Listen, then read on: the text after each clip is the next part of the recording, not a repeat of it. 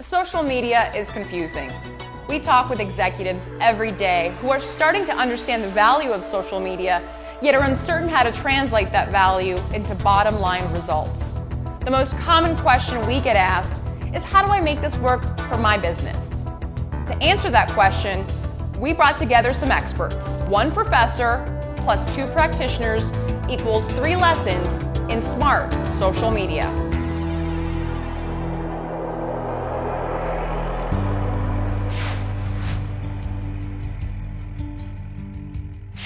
A lot of executives and a lot of folks will approach it as, oh, we need a Facebook page, and that's completely wrong. Or starting a Twitter channel because you have a campaign and you're tweeting like crazy but you're not responding, or you start something and then you don't populate it. And also they see one success story in an isolated context and try to apply that to themselves. So a professional B2B firm doesn't need to dress up somebody in a minotaur and release 1,000 YouTube videos, and unfortunately that's still happening. So I think a lot of people have forgot about marketing, of let's figure out who our target market is and what messages are relevant to them and execute that, as opposed to looking at the gimmick first rather than the strategy.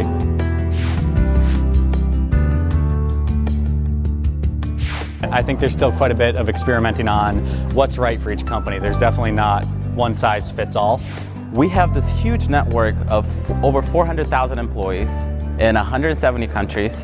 And so many smart people. So what we're trying to do is leverage that network. With GM, Chrysler, and Ford, consumers actually never have direct contact with the manufacturer. It's always through a dealer. But now, through social media, you can have that authentic communication with the engineers, the product development specialists that are behind the scenes, and get really great affiliation with the brand itself in addition to the dealer services. It's amazing how many people will respond to who immediately just wanted their beef to be heard and to be sent on to someone else, and we've turned them around. At the same time, you really want to engage your loyalist. There are so many people who like our companies and our brands, and so we should really try to give them the content, the access to really increase that loyalty to our companies. And we got 10 ideas, and that turned into multi-billion-dollar businesses today for us, right? And that came out of social media internally and collaborating and having an open platform and letting people talk to each other. It's going to depend on who your customers are, where you want to go, and try to find that right combination.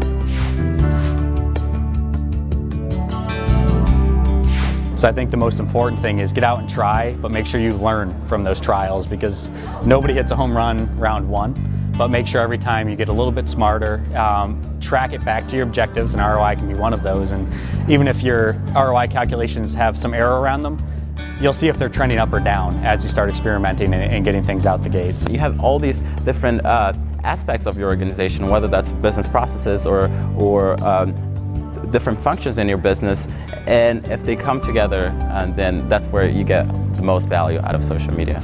So my recommendation is not to be afraid. You don't have to necessarily hire an expert. I think what you can do is learn and become an expert and then listen to others.